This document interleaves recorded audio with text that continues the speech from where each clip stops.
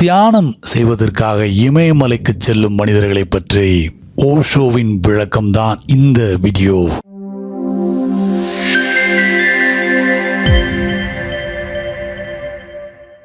Awareness பற்றியும் meditation பற்றியும் புத்தர் கூறும்போது அதற்கு ரைட் மைண்ட்ஃபுல்னஸ் தேவை என்று சொல்கிறார்.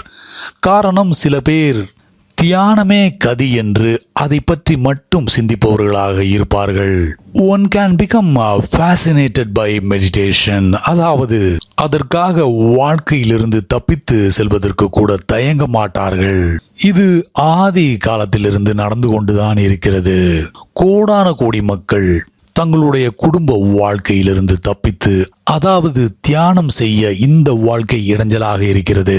குடும்பத்தில் தியானம் செய்ய முடியாது, குழந்தைகள் இருக்கும்போது தியானம் செய்ய முடியாது என்கிற சாதாரண காரணத்திற்காக தப்பித்து சென்று இருக்கிறார்கள். இமயமலையில் உள்ள குகைகளுக்குள் போக வேண்டியிருக்கிறது. அப்போது மட்டும்தான் அவர்களால் தியானம் செய்ய முடியும். இது ஒரு தவறான தியானம். உங்களுடைய வீட்டில் தியானம் செய்ய முடியவில்லை என்றால் அது ஒரு கேவலமான தியானமாகத்தான் இருக்க வேண்டும். It must be poor and important.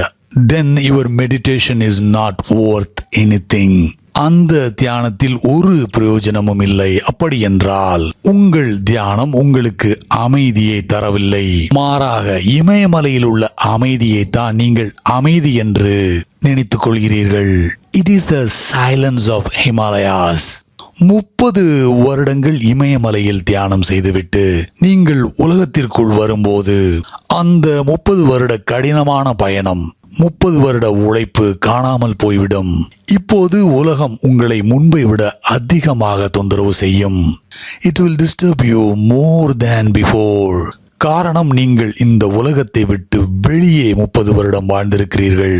இந்த சத்தம், ஆரவாரம், மக்கள், அவர்களுடைய பழக்க வழக்கங்கள், மேலும் உலகம் இயங்கும் முறை எல்லாம் மறந்து போயிருக்கும் உங்களுக்கு.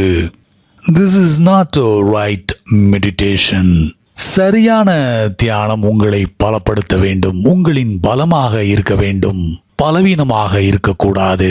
It has to make you stronger, so strong. அதாவது ஒரு மார்க்கெட் பிளேஸில் உட்கார்ந்து இருந்தாலும் தியானம் என்ற நிலையை அடையும் அளவுக்கு பலமானதாக இருக்க வேண்டும்.